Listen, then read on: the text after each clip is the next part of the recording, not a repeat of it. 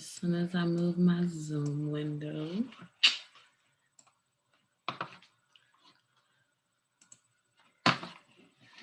Alrighty, my name is Tempest. My pronouns are she, her.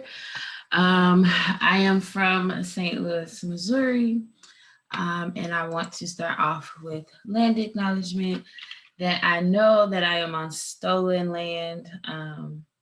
I don't know the name, but I know that we sit on the mounds, which is pretty big here in this Midwest area.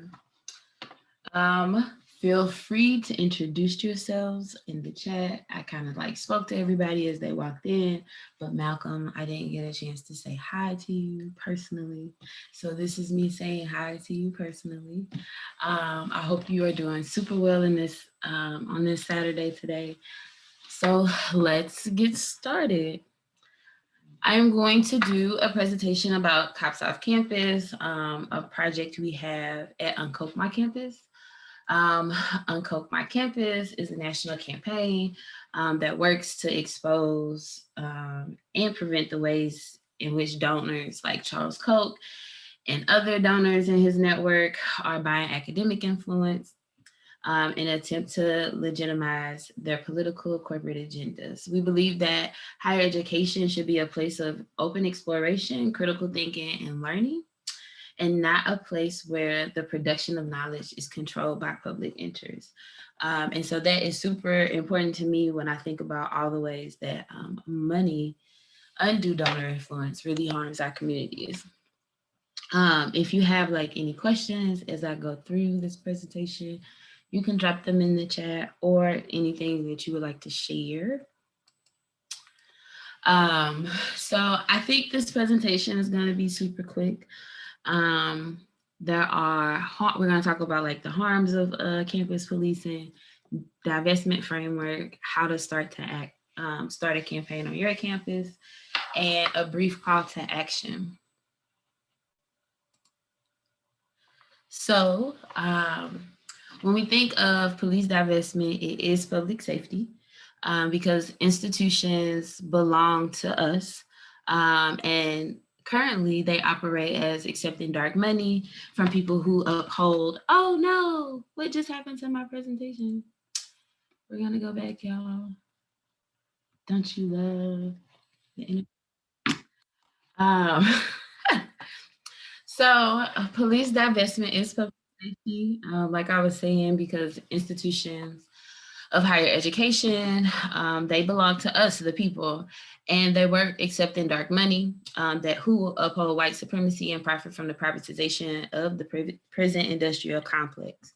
We believe at UnKoch My Campus, schools should divest from policing and invest into local communities.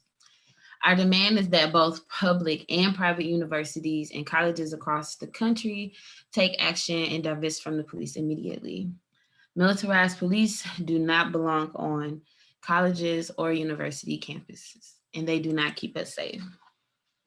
When we think about like the high level harms of policing, this is just like a few, right? But they harm students of color at high rates of racial profiling and harassment, right? In their dormitories, walking to classes, on campus, just, living campus life. Campus police are also deployed in capacities beyond their mandate. They are not crisis responders. And so their practices when they respond are often led into violence. Administrators rely heavily on policing to control and regulate political expression and other forms of non-criminal activity. So, and I think about like, when organizers on campus organize protests, how police are deployed just for even like sending a letter on campus. And so this just continuously perpetuates the white supremacy culture of violence.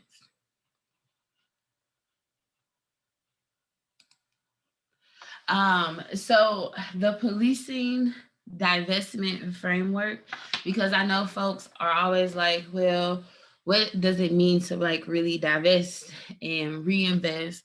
And so I look at it in three big buckets as divest, reinvest, and invest.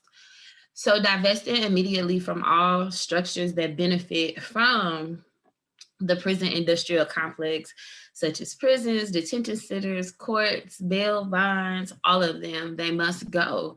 And then when we take those funds away, um, we can get much needed resources for clean and renewable energy, jobs, mental health services, maternal health services, student investments, and then continuously reallocating the way we see these budget structures. A really good example of this is where I currently live right now in St. Louis, Missouri.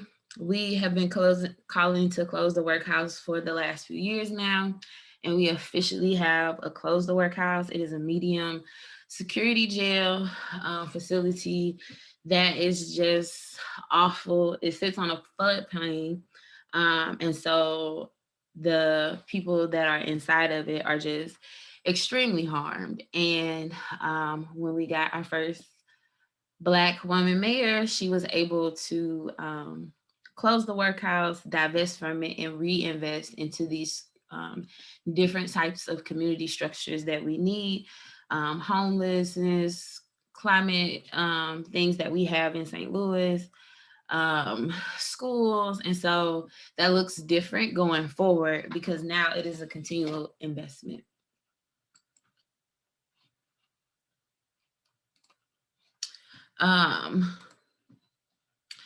So most people think like police divestment is just one structure of it, and it's really not. Um, Police divestment is climate justice, it's racial justice, it is all intersectional, and it's because like a lot of these institutions are often built in like the most least desirable land next to toxic waste, landfills, chemical plants, and other toxic sites that we don't even house our own selves on. And so when climate change, when natural disasters happen, the criminalization often affects Black, Indigenous, and communities of color at alarming rates. So instead of after the storm, and like that was witnessed when I was in high school and I watched Hurricane Katrina, the way that policing happened after the storm, police were deployed, and it was a lot of unjustly murders that happen in the center of a devastation. So when city officials actually use this, they use it to weaponize to, amplify protecting businesses who are gentrifying. So we talk about starting a campaign in these short ways, really thinking about it. I mean, like, there's no reason why you wouldn't want to divest from police on your campus. And mostly because if you do, then you are also fighting climate justice, racial justice, disability justice, all of the justices that we have, because it's all intersectionality. And a lot of these things are rooted in anti-Blackness. And so we want to take digital action by like starting an online campaign. At UnKoch My Campus, we provide services for students to start online campaigns or amplify their own campaigns if they have campaigns that are already going. We can help develop the on-the-ground strategy that is needed to move your campaigns forward. We also have opportunities to create visionary practices where you can sing your stories in, creating a list of demands of how funds should be reinvested into community care. You can also research your relationships with the campus police. A lot of folks don't know if the campus police are funded privately or what are the boundaries within the maps. how long are their contracts, how much these contracts are paid for. And so you can do that by requesting the Freedom of Information Act. In a public school, if it is a private school, it's more complicated. Also, there are so many educators on campus and other students who will garner support. And then we have monthly network calls, where our network calls are directed towards having students come and discuss their campaigns. We are discussing campaigns that will lead into our National Day of Action in October. And so we will call for a big divestment, not only just in higher education, but as well as in campus safety. And so the way that you can participate now, I think a good start is joining our summer Abolitionist book club. We do this until we free us by Marami Kaba, and I'm not sure if I'm saying that right. We will provide the book for free. Our discussions will provide framework for a campus campaign if you haven't already started one, or digging deeper into your campaign, just because of like the discussion questions that really go into like, how do we reimagine a police-free campus? We also can, like I said earlier, support those campaigns and have you all take part in our National Day of Action. And feel free to reach out to me. I am going to drop my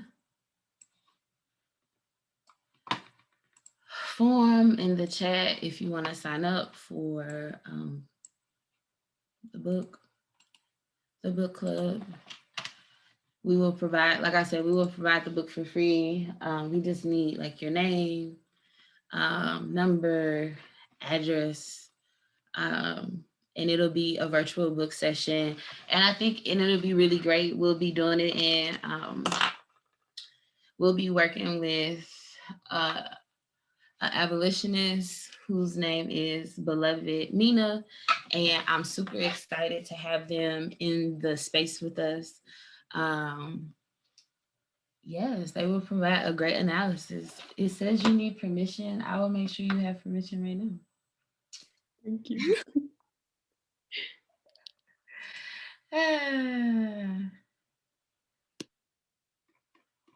Is there any questions like folks have? I have a couple questions. I guess I'm wondering if you could clarify what the asks are that campuses are taking on, because my understanding is the idea is to get police off campus, right? And so I guess for one thing, does that also involve like creating an alternative, like safety sort of like institution? And then are you also like asking for funds to be divested from endowment fund investments, for example? Or I guess if you could just like, give like the overview of like the different asks, because I know there's probably a lot of different connections that universities have with the police force.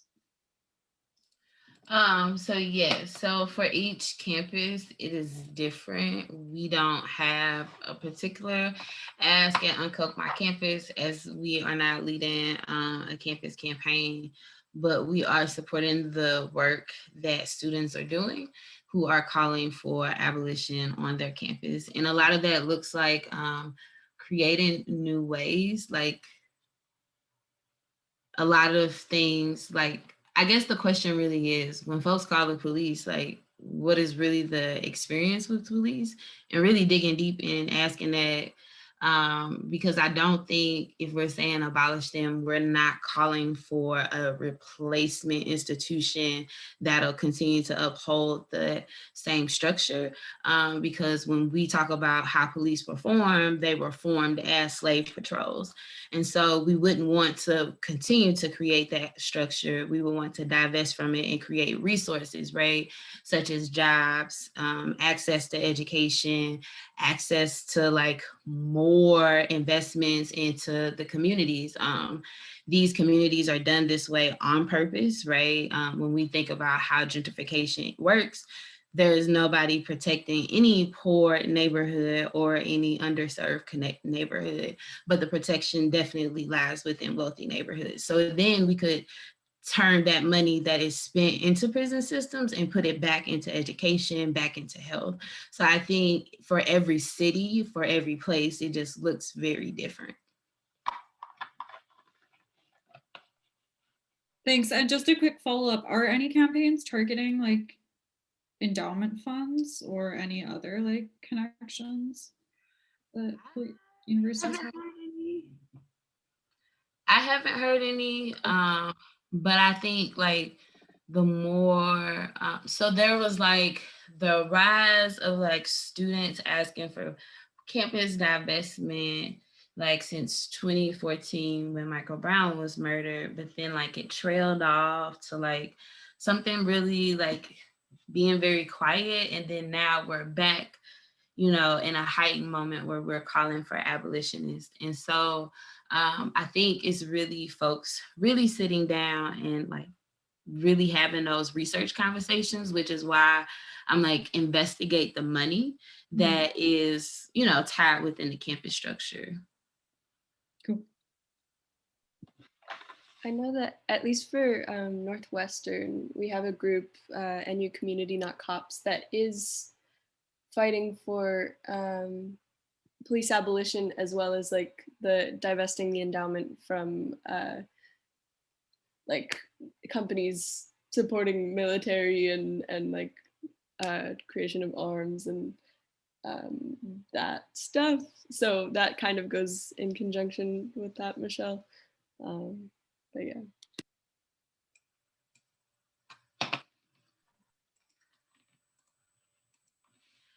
I'm sorry, can you repeat the question? I was just going off of Michelle. It wasn't really a question.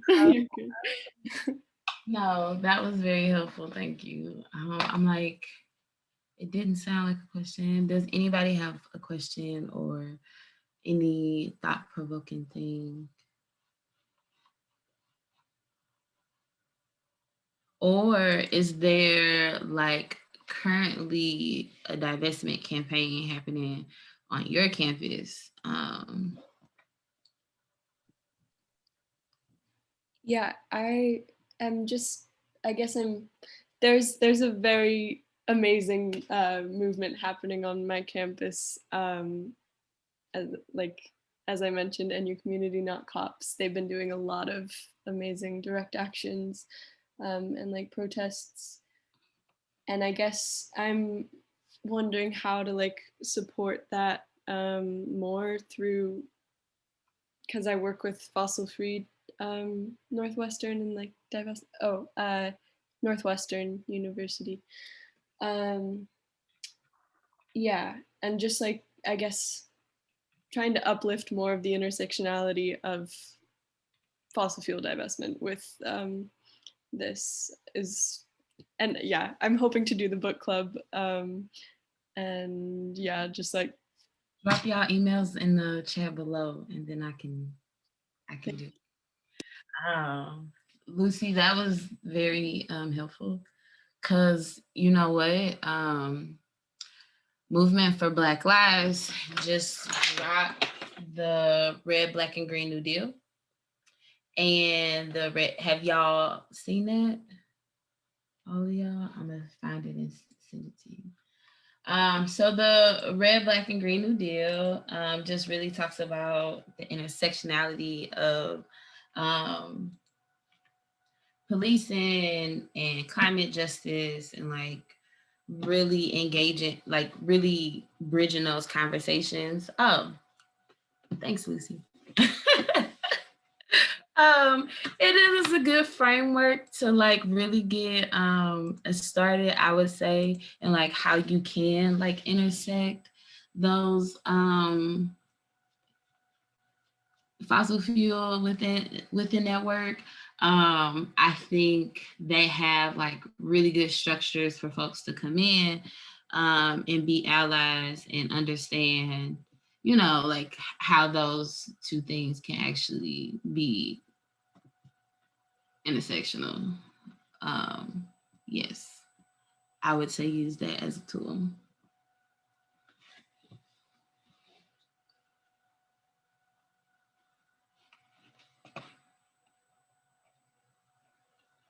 Yes, learn about the red, black, and green New Deal and like how it's very all encompassing. It just includes all the structures of economic justice, racial justice, climate justice. And I think is super helpful. Is there any other questions, comments, concerns? Yes, Malcolm. Thank you so much, Tempest. That was such an excellent presentation, and it's really inspired me to, pursue, campus safety and police abolition, at the Claremont colleges. I think those are ideas that myself and, my comrades at Pitzer and at, the Claremont colleges would agree with. And, that's something that we should organize around and, institute some demands of the colleges. I know that they have very intimate connections with the police, and they let the police use their facilities to train at the campuses, and it's a very kind of unsafe thing. And, at Pitzer, we have a divestment campaign. The vice chairman of BlackRock is on the board of trustees at Pitzer, and Pitzer College uses BlackRock's endowment.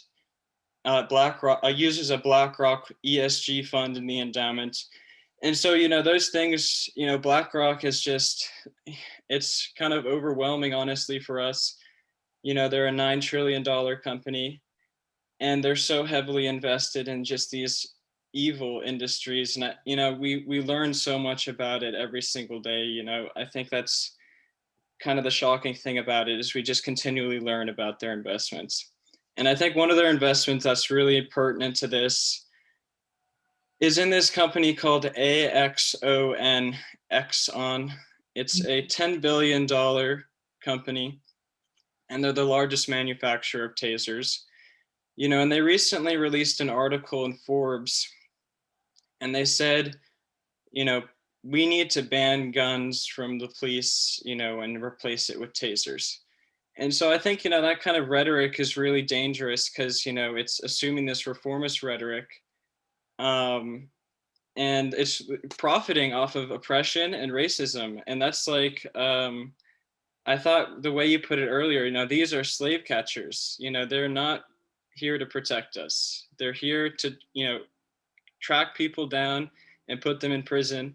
And, BlackRock owns 10% of that company, which is just a shocking amount. They have $1 billion invested in this company. And this company has, they recently invested $90 million in this Israeli company called Cellubrite, I think it's called. And so they own this company in Israel. That's this intelligence company. And that intelligence company, they have contracts with ICE. And so I think that's just like, I'd love to hear some advice from people about how we can kind of condense all of these kind of evil industries into something that, we can share, or a slogan or something. We've been using the slogan "UnBlackRock Pitzer," because of how deep the connection, Pitzer has with this trustee, and, how they've, gone out and, protected this trustee and greenwashed for BlackRock. So I'd love to hear like some advice on, how we can kind of incorporate all these different angles and all these different kinds of investments, divestment calls, reinvestment calls, reparation calls, just from around the world. Like, I think I'd love to hear some advice on that.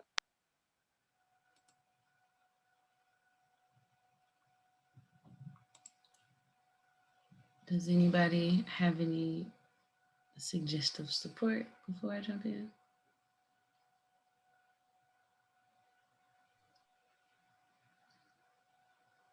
I don't necessarily have advice. I'm a graduate student at Boston College. And Tempest, thank you for this presentation. It's been great. One of the things and this kind of fits in with what you were sort of talking about. Like one of the things we've done, there's a divestment campaign from fossil fuels at BC. This year, there's a campaign to disarm the police. There's a campaign to divest from private prisons, Young Democratic Socialists, SJP. And so we've tried to and a lot of people are in multiple of these groups, but we've tried to have events where we have these different groups who are working on these different divestment campaigns come together. And so people who might not have, cared necessarily about divestment from fossil fuels, but then they start to see how these things are related, and the same people are supporting these same causes, right? Like disarm the police, defund from private prisons, defund from any companies that do business with ICE, defund, divest from weapons manufacturers, and then people start to see kind of, as you were saying, in your presentation, how the racial justice, criminal justice, how these different divestment campaigns are related, and really kind of broaden the audience for people who care about divestment. And we've seen even just in the last 2 or 3 years, the amount of students that basically tend to care about divestment on campus is growing. And I think part of that is connecting everything you're saying. It's not easy, but yeah, trying to, because not just, you've got BlackRock, you've got ICE, you've got private prisons, you know what I mean? But connecting them all, like she said, in a racial justice, climate justice, economic justice, framework, to get more people to care about it. So. That was perfect. Because I mean, really, that's what it is.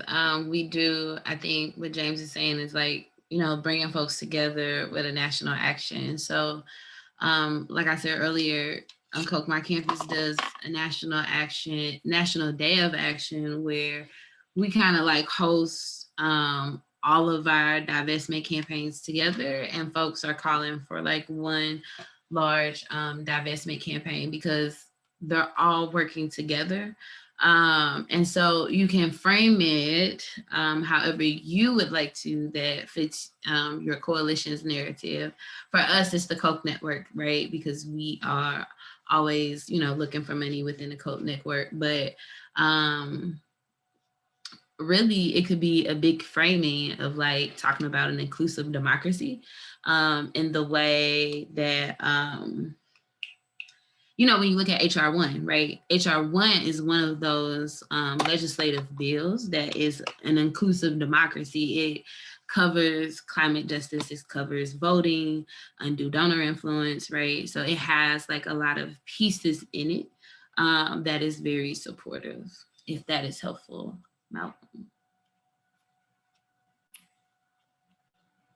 Yes, thank you so much for both of your responses.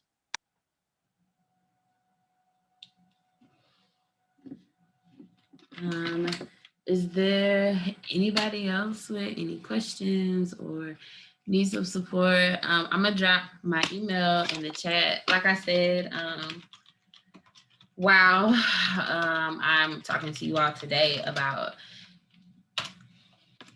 campus abolition, UnKoch My Campus does talk about donor influence in campuses and how to research these dollars on your campus and file these funds. We can also come and support divestment work. we have been working with students at GW on the RSC so that they can close the RSC like down, right? So they were able to divest last year, but now the escalation is to remove the RSC. And so that is super exciting. We can support escalation of all your campaigns. We can give you advice. Yes, we can, support whatever work that's happening. So feel free to reach out. Yes, Lucy, you have anything? Just thank you so much for being here, Tempest, and thank you all of you for coming. This was really amazing and helpful. And I hope you're feeling inspired to go start a campaign or join a campaign that's already happening. Yes, or join book club, because I will email you all more information about book club. So thank you for hanging out with me today. We only ended 10 minutes early, but I'll let you all reclaim your time. All right. Thank you so much. Problem. Y'all have a good Saturday. Bye. Thank you. Bye, y'all. Yeah.